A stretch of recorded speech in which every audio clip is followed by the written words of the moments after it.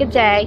Welcome to Supply Chain 102. This is Lenarica Rica Lopete, BSCA 2 of Holy Cross of Davao College, and now I will be discussing about a certain topic that is related to SCM 102 course description.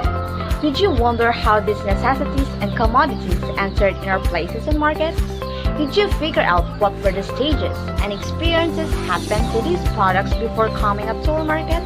If you're curious about that, this is a perfect platform that you're watching with, because right now I will be discussing about warehousing operations, how it works, the process, and when this method applied. But before that, we must know and understand first what is the definition of warehousing operation before digging deeper to the topic. So what is warehousing operations?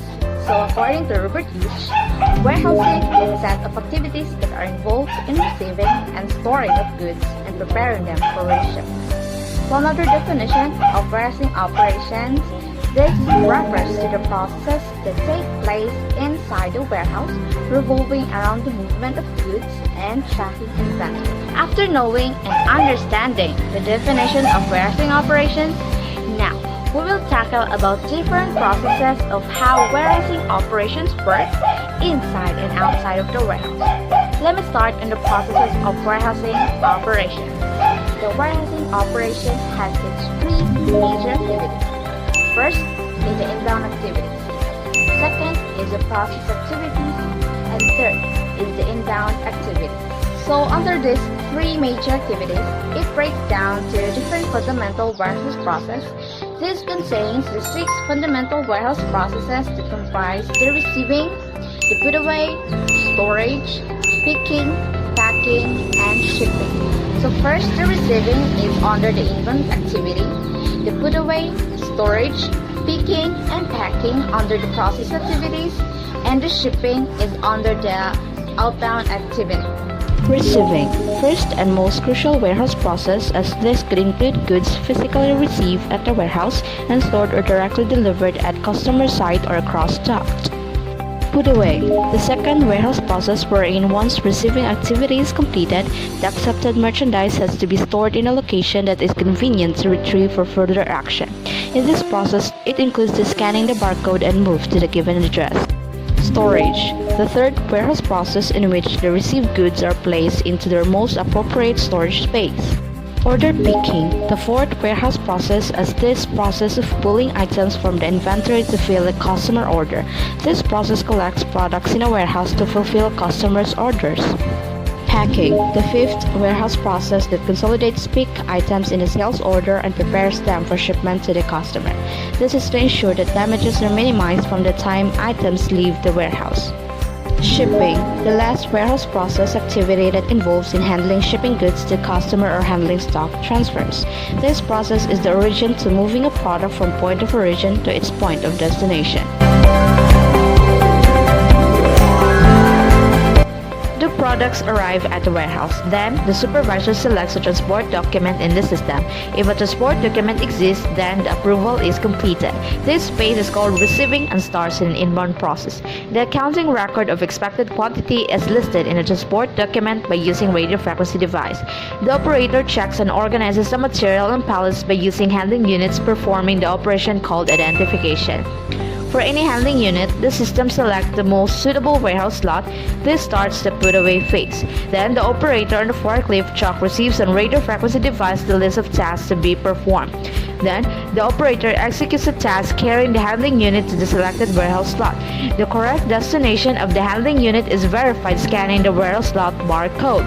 In the system, the handling unit is now linked to the warehouse slot. This operation is repeated until all handling units is carried to the selected warehouse slots. When the last handling unit is carried to the proper warehouse slot and the task is completed. The supervisor selects the list available in the system. This phase is called order planning. Then, the system searches for and allocates a suitable stock until all required quantity is fulfilled, giving priority to the whole handling units. When the allocated stock fulfills exactly the required quantity, the shipping order is accomplished. The system repeats the sequence of all shipping orders selected by the supervisor. With this, the system computes the optimal distribution in batches of the allocated stock to organize the picking phase. Then, the system repeats the sequence as the allocated stock is distributed among the picking list for completion. Then, the system assigns the picking list to the most suitable operator.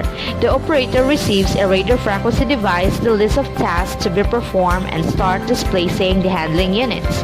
Reading the barcode of the warehouse lot and or of the handling unit, it can be checked that the correct stock has been taken. Picking phase is complete when all the required stock has been taken from warehouse lots. The system computes the optimal distribution of the allotted stock to organize the picking phase.